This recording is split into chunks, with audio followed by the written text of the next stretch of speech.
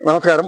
Shailaja teacher വിജയസാധ്യതയുണ്ട്. പൂർണ്ണമായും ഈ മണ്ഡലത്തിലെ ജനങ്ങൾ ആഗ്രഹിക്കുന്നത് ഒരു മാറ്റം വരണമെന്ന്. കാരണം ശൈലജ ടീച്ചർ LDFന്റെ സ്ഥാനാർത്ഥിയാണ്. ആ ടീച്ചർ മന്ത്രിയായിരുന്ന കാലത്ത് കേരളത്തിലെ ആരോഗ്യരംഗത്ത് നടത്തിയിട്ടുള്ള പ്രവർത്തനങ്ങൾ രാജ്യത്തിനാകെ മാറിയിട്ടുള്ളതാണ്.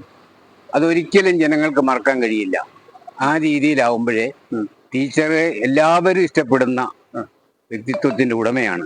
ആ ടീച്ചർ ഇവിടെ മത്സരിക്കുമ്പോഴേ കഴിഞ്ഞ എത്ര വർഷക്കാലം MLA ആയ ഒരാളാണെങ്കിലും ഈ പേരാവൂർ നിയോജകമണ്ഡലത്തിൽ ലഭ്യമാകേണ്ടിയിരുന്ന വികസനങ്ങൾ സാധ്യമാക്കാതെ മുമ്പോട്ട് പോയ ഒരു MLA ഇനിയും വേണമെന്ന് ആഗ്രഹിക്കുന്നില്ല ജനങ്ങൾ. അപ്പൊ സണ്ണി ജോസഫിനെ വീണ്ടും വിജയിപ്പിക്കാൻ ആഗ്രഹിക്കുന്നില്ല ജനങ്ങൾ. അദ്ദേഹത്തിന്റെ പ്രവർത്തനങ്ങൾ, അദ്ദേഹം എല്ലാ വീടുകളിലും കാര്യങ്ങളൊക്കെ മരണത്തിനും വിവാഹത്തിനും എല്ലാം പോകുന്നുണ്ട്. അതൊക്കെ ശരിയാണ്. പക്ഷേ ഈ കൊട്ടിയൂർ ഉൾപ്പെടെയുള്ള മലയോര മേഖലയിലെ പാവപ്പെട്ട കൃഷിക്കാർക്ക് വേണ്ടി സണ്ണി ജോസഫ് MLA എന്ന നിലയിൽ എന്ത് ചെയ്തിട്ടുണ്ട്, ഈ കൊട്ടിയൂരിന്റെ വികസനത്തിന് വേണ്ടി എന്ത് ചെയ്തിട്ടുണ്ട് എന്ന് പരിശോധിക്കുന്ന സന്ദർഭമാണിത്. അദ്ദേഹം വലിയ അവകാശവാദങ്ങളൊക്കെ ഉന്നയിക്കുന്നുണ്ട്. കൊട്ടിയൂർ പഞ്ചായത്തിലെ വികസനവുമായി ബന്ധപ്പെട്ട് 3 പാലങ്ങൾ ഉണ്ടാക്കി എന്ന് അവകാശപ്പെടുന്നുണ്ട്. പക്ഷേ വസ്തുത അതല്ല. അത് അദ്ദേഹത്തിന്റെ ഈ പാലങ്ങൾ ഉണ്ടാകുന്നതിന് തടസ്സം നിന്നിട്ടുള്ള ഒരാളാണ് സണ്ണി ജോസഫ്. ഞാൻ കൊട്ടിയൂർ പഞ്ചായത്തിലെ ഒരു പൊതുപ്രവർത്തകനാണ്. എന്റെ പൊതുപ്രവർത്തന രംഗത്തും ഞങ്ങൾ ഇവിടെ 3 പാലം ഞാൻ കൺവീനർ ആയിക്കൊണ്ട് 3 പാലം നിർമ്മിച്ചിട്ടുണ്ട്.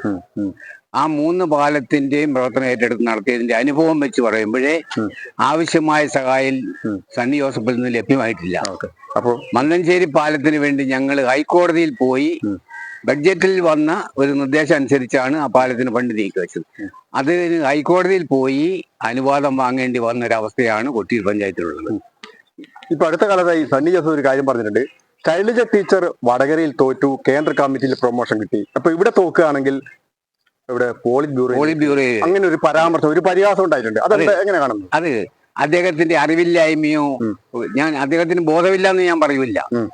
പക്ഷേ വളരെ നിസ്സാരമായി കാണുന്നത് KPCC പ്രസിഡന്റ് എന്ന നിലയിലെ അദ്ദേഹം പറയാൻ പാടില്ലാത്ത വാചകങ്ങളാണ് പറഞ്ഞത്.